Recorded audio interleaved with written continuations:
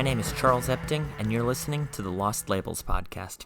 Today's episode is going to be the first part of a mini suite of episodes dedicated to a very specific, very legendary, and I think fascinating scene, the Akron Sound.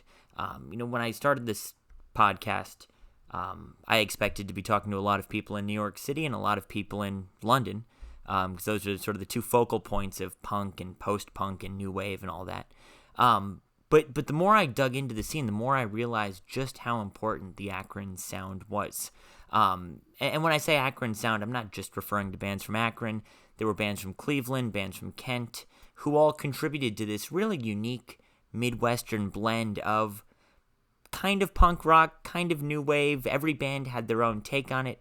Every band had a very distinctive sound. And it's something I'd really like to try and explore again in the next couple of episodes. So today's guest is a gentleman named Nick Nicholis from a band called the Bizarros. Not only was he in the Bizarros, he also founded a record label called Clone Records. And Clone Records is very instrumental and influential in the creation of the Akron Sound. Now, before we talk to Nick, there's two records that I have to touch on. The first of which was put out by Stiff Records in 1978, simply called the Akron Compilation. To a lot of record collectors, this is sort of a infamous album because it was scratch and sniff. You would scratch the front of the album, and it smelled like burning rubber because of the tire and rubber industries in Akron. But this album was very interesting for Stiff Records because there were no British bands on it. It was mostly bands that were unsigned, had not been releasing music commercially from Akron and again, the surrounding city. So on this Stiff Records Akron compilation, you have Jane Eyre and the Belvederes, you have Tin Huey, Rachel Sweet, who would go on to have a successful recording career with Stiff Records, the Bizarros, as I mentioned, the Waitresses, who would go on to find success with Christmas Wrapping and I Know What Boys Like, Rubber City Rebels, and then some other bands that were just kind of amalgamations of everyone who was involved in that Akron scene. Weren't necessarily real bands, but they needed some songs to fill out the compilation. The other album that I think is really important in the development of the Akron Sound is called From Akron. This was a split, full-length LP, but one side was the Bizarros, the other side was Rubber City Rebels. This was put out by Nick Nicholis on Clone Records, and as great as a lot of these bands are, I think that Rubber City Rebels and the Bizarros really capture and really summarize what the Akron Sound was all about. And that's why I think this album, which was released very early on in the history of the scene, still holds up today and still stands as a real monument to what the Akron Sound was all about. So between the Stiff Records compilation and From Akron, I think those are the perfect entry point into a scene where you can really get into the nitty-gritty and everything that was put out on Clone Records, and there were a lot of other indie labels and private press things that were documenting this sound. So you start with those two big albums, and then you dive in even deeper. So to get to today's guest again, Nick Nicholis founded both the Bizarros and Clone Records, and everything he did was defined by this real DIY, do-it-yourself spirit. He, sort of made up the rules as he went along, founded a record label to release these bands that he was surrounded by. And I'm really looking forward to speaking to him. I'm really excited about this because, again, so much of punk, DIY is such an important tenet of punk rock. And there's very few people who embraced that as fully as Nick. So I'm really excited to speak with him today. Nick, to start things off, can you talk a little bit about how the Bizarros came to be? How this band was born out of the very fruitful and productive Akron Sound of the mid to late 1970s. What's interesting is there are a couple books that came out in the last year that sort of describes that stuff. Like there's a book called The Akron Sound, the Bible of everything that happened. And also when you and I were talking the other day about another Tuneless Racket in that too, But anyway, I was sort of fed up with, like a lot of other people my age, my early 20s, with state of music. It was pretty boring. It wasn't just disco, because disco was, people that wanted to move around and dance, but just the stuff that we listened to on FM radio. was just crap. And I was reading an article in Playboy, actually, that was talking about this New York scene and bands that were putting out their own records. And there was a great review of a 45 by Television, Little Johnny Jewel on Orc Records. And I sent away for that.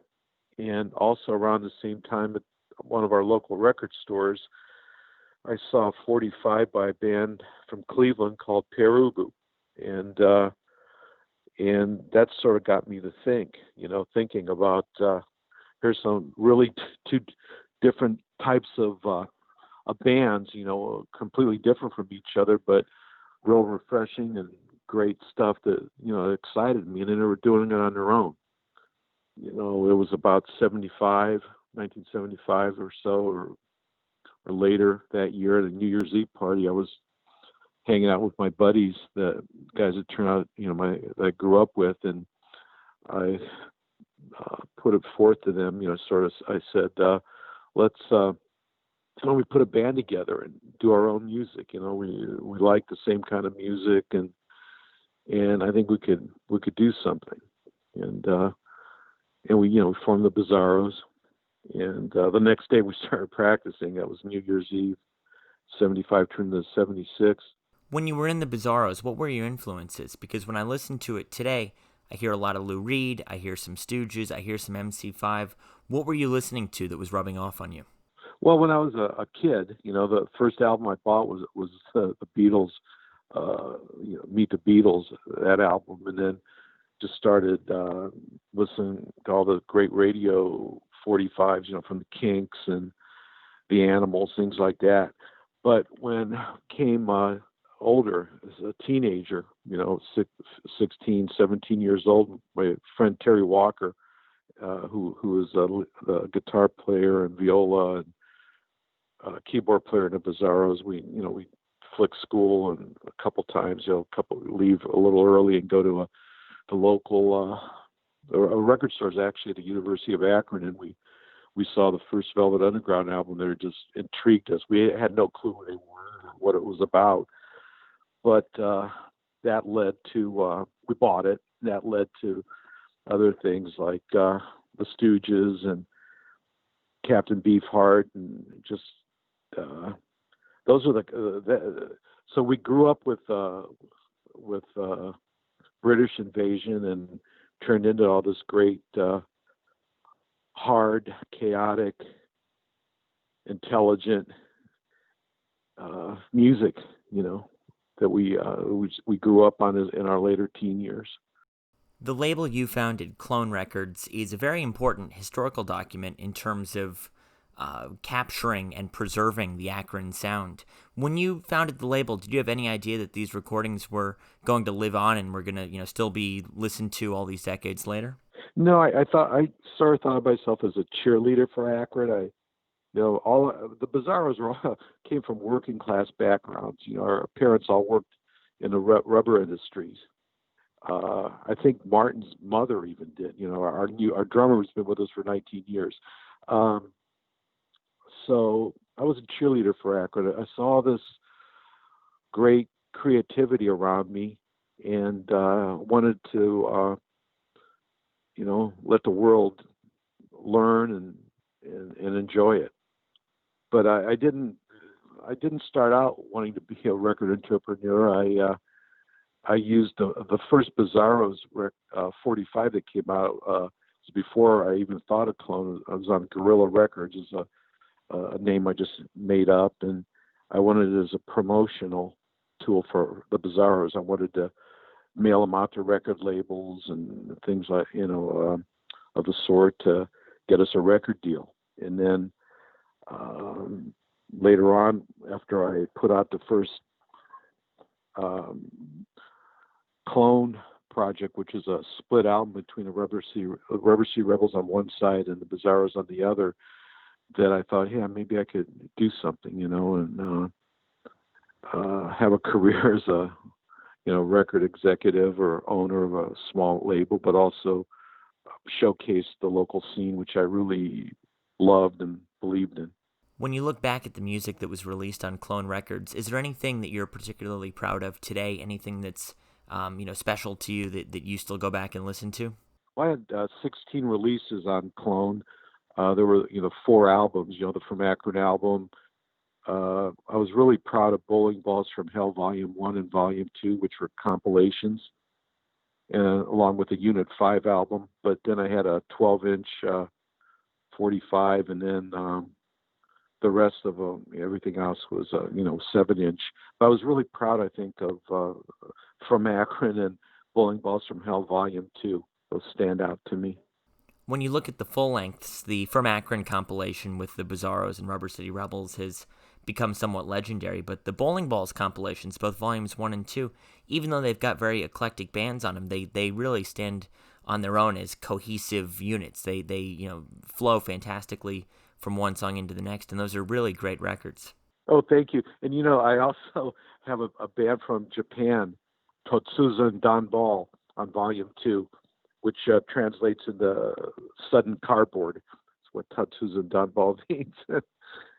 I used to get a lot of unsolicited tapes because people all over the world had no clue that Clone wasn't just something I was running out of my mom's basement. I had a lot of demos, and they just intrigued me. Not only their sound, but the way they looked. So everybody was Akron except them.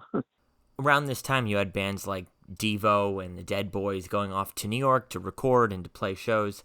Did that ever occur to you guys to try and get out of Akron? Because it seems to me, even to this day, that a lot of the key figures in the scene still live in Ohio. Yeah, we never really thought about leaving. I remember in the early 70s, late 60s, early 70s, a lot of my friends moved from Akron and they went to Boston. This was before we all got involved in bands, and they just thought they could, they change their lives by going to a different city. But after a year or two, they all, realized it was, wasn't the surroundings that much. It was, their own issues. But without, I didn't want to be negative about that, but we never really saw it as we needed to escape. We could do everything we wanted from here. When the Bizarros were playing shows and recording and you're running Clone Records, it seems to me, again, not having been there, that there must have been a lot of very eclectic, varied influences and sounds when you had, bands like Perubu, and even before that, when you had, Peter Lochner as a major part of the scene. You had people going to New York and bringing that sound back, and you had the whole upper Midwest punk rock thing from the early 70s. What was going into the Bizarros sound when you guys were recording your half of the From Akron compilation, for example? Yeah, actually, Peter Lochner and David Thomas, who from Perubu, that went by he was called himself Crocus Behemoth at the time. They worked at a local record store in Cleveland called Hidio's Discodrome, and I went there and would hang out, and they were the ones who gave me the names of different writers and music industry people to send the records to, and also told me where to get my record pressed, and that's how Bob Chriscott got involved. I mailed him a From Akron album, but anyway, it's just a hodgepodge of everything we grew up. You throw the MC5 and Roxy Music in that mix, and the Rolling Stones, and Jerry Parkins, our lead guitar player. I tried to transcribe what I felt in the music. Like I would hum things, my ideas to him, and he was able to, transcribe that into what I wanted as a sound. So those are all the early songs even on the Mercury album were written that way. Except one time, Don Parkins, our bass player, was just practicing, a certain riff, and I said, "Man, keep that. That let's do something with that." That became Lady Dubonnet. So I guess it's hard to explain. We weren't consciously trying to sound like anybody. That's just the way that it turned out, down in the basement. The Bizarros eventually did sign to a major label. You guys released an album on Mercury. How did that, being with a label like that, change the dynamic of the band? How did it change your sound? Do you think it changed at all? Uh, I think it's equal. I don't have. I think we were able to do a little more with that than on the early stuff.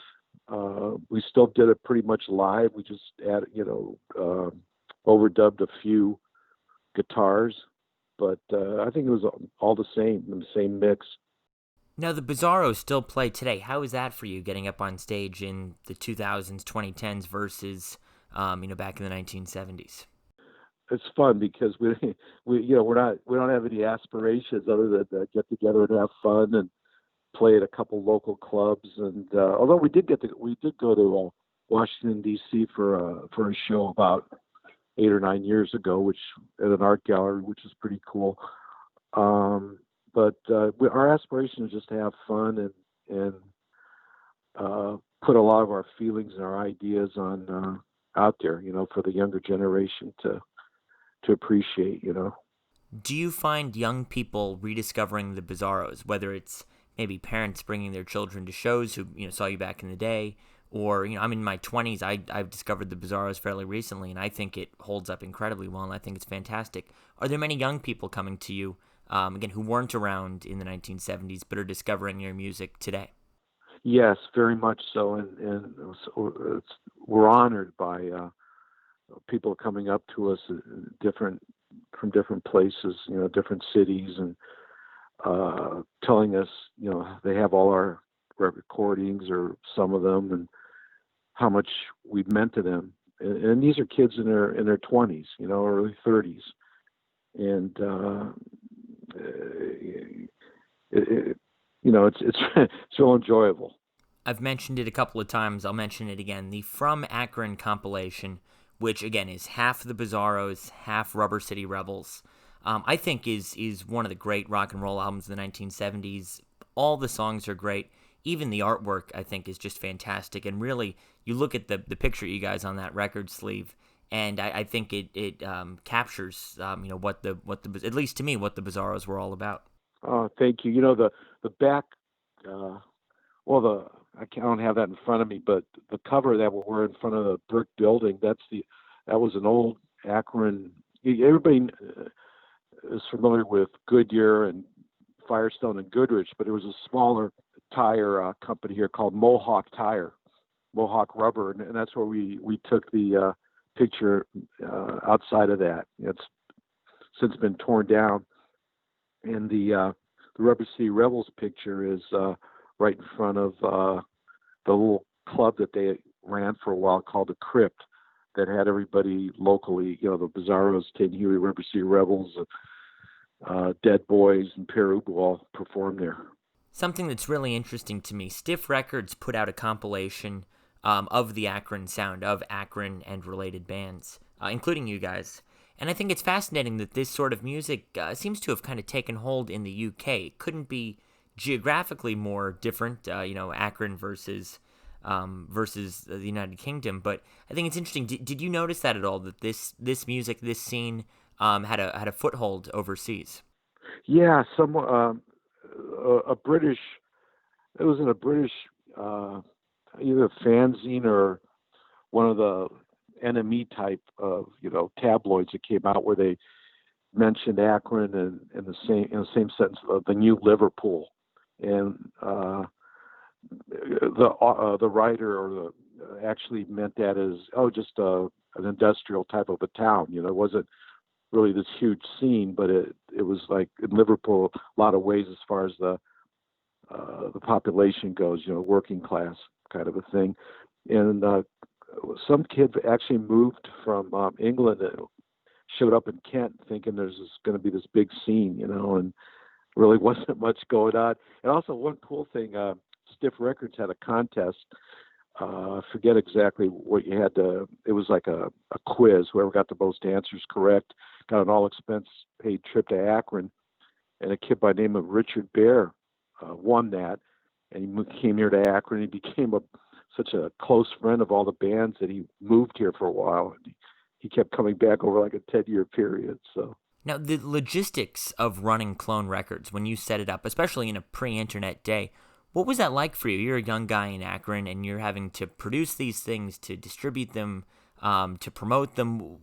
Can you talk a little bit about the logistics of Clone Records? Well, actually, that was in retrospect, it was a lot easier than I thought. Trying to describe it. Either David Thomas or Peter Lochter told me about a place called Nashville Record Productions that would, press up the record. But anyway, before that, Tin Huey, their bass player, had a little 8-track studio in his home in Akron. It's called Bushflow.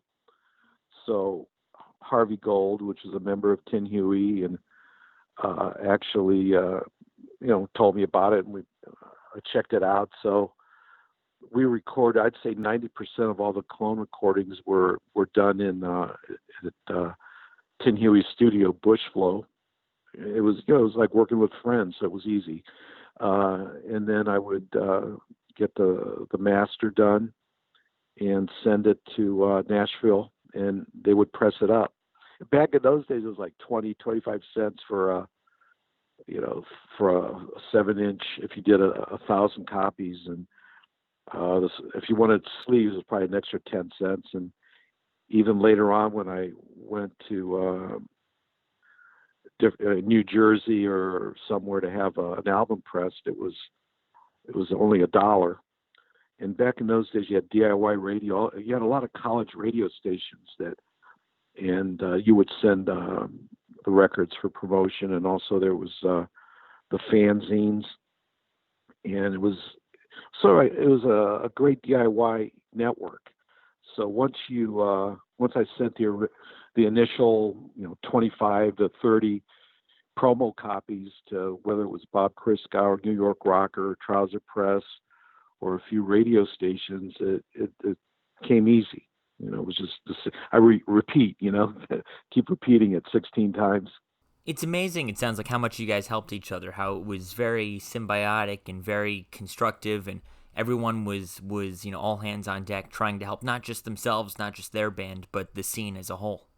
Yeah, we all approached it the same. We all learned together. We got the distributors popped up then. There were someone in North Carolina, someone in New York. Before the big distributors like Gem and them got involved in it, these local distributors that would order 50, 60 copies of our stuff at a time, and then I started distributing all the different fanzines as I'd go along to record stores. I'd have Trouser Press, New York Rocker. From California, I had Slash, Search and Destroy, and Backdoor Man. And I'd make my rounds to the record stores in Akron, Kent, and Cleveland, and not only have the Clone records, but those fanzines, and that was a way to promote things too, because there were a lot of. I remember Trouser Press. I'd maybe have 50 to 75 copies a month that I would distribute, and the only one that got a lot of returns was the one that had Johnny Rotten on the front cover. I guess he wasn't as popular as some people thought, with the average, someone who would peruse the magazine section at a record store you didn't find him that attractive. It sounds like it really just was a great scene to be a part of, a great time and place to have been active in making music and releasing other people's music. It sounds like it really was just a very special feeling. Yeah, it really was. Everybody, the Akron bands, Devo was different. They, they were always not isolated, but they were like a machine. They were nice to everybody. We liked them. They liked us, but they were Devo. The rest of us just pretty much helped each other out. Whether it was telling them where to send something, or like I would get Devo 45s and a local band named the Numbers Band, 1560-75, which has Chrissy Hines' brother still in it. He's the sax player. And I would get orders from whether it was Holland or France for 50, 60 copies of those, and pay the bands 75 cents for them and mark them up a quarter and send them overseas. So that was, we all helped each other. Are there any bands from the Akron scene that you think should have made it bigger than they did? Well, I think Chai Pig could have made it. They were visually, besides being very talented in the songs that they wrote, they were a great visual band. And later on, even though a lot of the musicians played in different bands in our era, later on they formed a band called Hammer Damage, and I think they could have really have taken off. I found the Chai Pig 7-inch, their only release, at a record store in Brooklyn recently, and bought it and ran home and put it on. And it's a great avant-garde, very weird record to listen to. Yeah, those everybody else sort of I think rose to the certain level. Oh, Unit 5 could have been. They wrote some good songs too. So there were a few bands. Unit 5, Hammer Damage, and Chai Pig, I think, could have gone on. It seems to me that the thing that introduced a lot of people to the Akron sound was one article by Robert Christgau in the Village Voice, April 1978, called "A Real New Wave Rolls Out of Ohio." He actually traveled to Ohio, met with a lot of you guys to put this piece together. Do you think that Christgau's article captures what was going on? Do you think he understood the scene, and do you think he was able to relay that to people accurately? I actually do. That was a right, spot-on article. It seems to me like he was there early enough to capture the scene when it was still young and really cutting its teeth, and before bands ran off to New York. I think he, at least from my reading of it, captured the Akron sound at the perfect time. Absolutely. We're still having a lot of fun doing what we're doing, having dreams of making it a lot bigger, being able to see the world and make a living off of it. But he was there so early that none of us, we still had that energy there, it was truth. You're still based in Ohio today. Do you stay in touch with many guys from back in the day, many of the Clone Records bands or, guys you played with? Oh, absolutely. Yeah, I see Chris Butler and Harvey Gold from Tin Huey and a couple of the other guys from Tin Huey, Mike and Stuart, come to our shows. And some of the guys from Teacher's Pet. In fact, that was a 45 I put out, but Cal Mullins in Teacher's Pet is in the band of the Bad Dudes, which we just had a new album that came out about a year ago. So yeah, the answer is yes, we still keep in touch. When labels like Mercury or Sire started signing punk bands, did you ever get the sense that was opportunistic or just trying to glom on to the scene, or do you think that they were really invested in nurturing and promoting bands like yourself? No. It was Cliff Bernstein. It was his pet. He was A&R person at Mercury, and he later on went on to. I mean, he signed a lot of bands like Rush and a lot of important bands on Mercury. But then he went on to found Q Prime Promotion, which he's got 25 years. He's managed Metallica and Red Hot Chili Peppers, and he's he really had a logical, what he thought was a logical approach to making the kind of music we're doing successful. He signed the Bizarros, Perubu, and Suicide Commandos with the plan was to have the budgets that smaller jazz labels would have, where if you sold 20 or 25,000 copies, which was realistic if you had some decent promotion and toured, then you can make money. And basically the scale of the operation was based on that. You would have a smaller recording budget, smaller promotional budget, but make things work. So I think it was a great idea. That's interesting and really great for me to hear that it wasn't a shameless attempt to latch on to punk rock. Oh yeah, it was an act of love from on Cliff Bernstein's part, and there was a shakeup at Mercury Records, and things got really screwed around, and that's why that our album came out a year later. He was able to persuade the guys at Mercury to actually, even though since that label, the other label didn't exist anymore, Blank didn't exist, put it out on Mercury proper, and he did. He fought for us and got it out there. So even though it didn't have any promotion behind it, at least we got it out a year after it should have come out. One thing from Robert Christkow's article in particular that I have to ask about, he mentions that one of your formative life experiences was a conversation you had with Jonathan Richman from the Modern Lovers. Can you tell me a little bit about what that was like? Oh, yeah, I just remember that was pretty cool.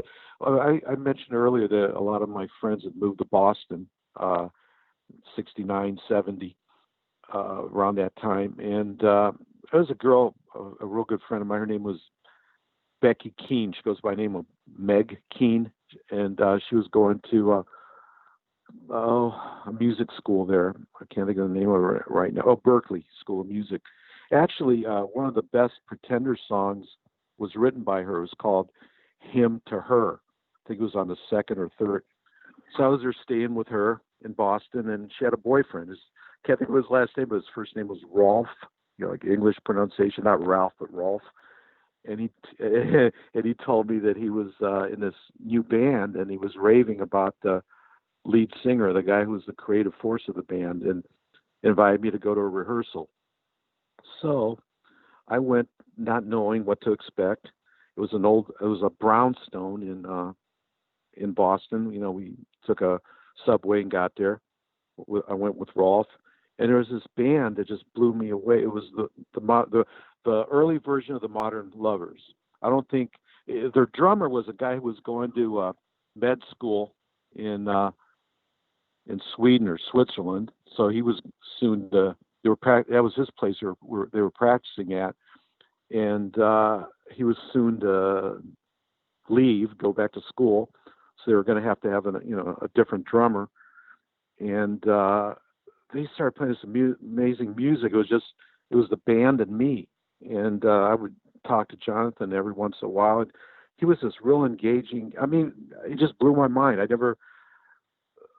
Before we were just talking about the Velvet Underground, because he would, in those days he sounded the song structures and everything were purely velvety, there, and we were talking about everything that had to do with music. I mean, in like the hour and a half that I was there, I was just knocked on my ass by this amazing, charismatic, cool kid. He was my age. We were both, I think, 19 at the time. And he would, we're talking about Nico, and he said, "Oh, I could sound like Nico," and he's strumming on his guitar and singing like her, and told me that Jimi Hendrix played dirty music. It wasn't pure rock and roll, and it was a hell of an experience. And a friend of mine named Tom Barkukas was living there too, and somehow he hooked up with Jonathan as a friend because later on, one of his other, I think it was his drummer, I'm trying to think of the kid's name, Tom was living with him. He passed away. Anyway, over the years, Tom would tell me what Jonathan was doing, and I kept waiting for that first record to be released, and it finally, when it came out in Berserkly, I thought, wow, this is pretty cool. That's amazing. And that first Modern Lovers album is obviously a classic and a legendary album, but everything Jonathan did afterwards is equally brilliant in my mind. And one thing I should mention too, you were talking about everything being DIY. We didn't have any of this stuff on the local radio. I mean, we all learned about this stuff together. It's not like, when I saw the first Velvet Underground album at the college bookstore, all of us that discovered those type of bands did it in that way. A lot of the stuff that we found were in the cutout bins, like the local radio stations, the DJs would get, they'd keep the country promo records they got, and they all the cool stuff wound up in the bargain, in the cutout sections of a couple hobby stores. That's where I heard bands like the Mothers of Invention and Caravan, and I mean, we learned that way, because the fanzines weren't really out yet. I think that's very poignant because for me, it's so easy. If I want to hear Tin Huey or the Bizarros or Rubber City Rebels, I just go on YouTube, go on Apple Music. Everything's there at the click of a button. So I never had to discover music that way. I've had it very easy, I guess. It's a different world, but everything's, we don't understand it now, the modern world, but, we made it, we survived. Nick, I can't thank you enough. This has been a real pleasure. I hope once the world returns to normal, maybe I can, make it to Ohio and catch a Bizarro show. But in the meantime, thank you for taking the time to chat. Cool, man. Thank you. We'll show you the town, the way we did that kid from England. You might want to move here, too. As I mentioned at the start, this is the first of a mini series of episodes documenting the Akron Sound. So I've also spoken to Jane Ashley, formerly Jane Eyre and the Belvederes, as well as Chris Butler from the Waitresses, who, along with Nick, is one of the real seminal figures in Akron, Kent, Ohio music history. So again, Jane Ashley and Chris Butler will be coming up as well to help flesh out and round out the story of the Akron Sound. So thank you again to Nick. Very much looking forward to the next couple of episodes where we dig deeper into this scene.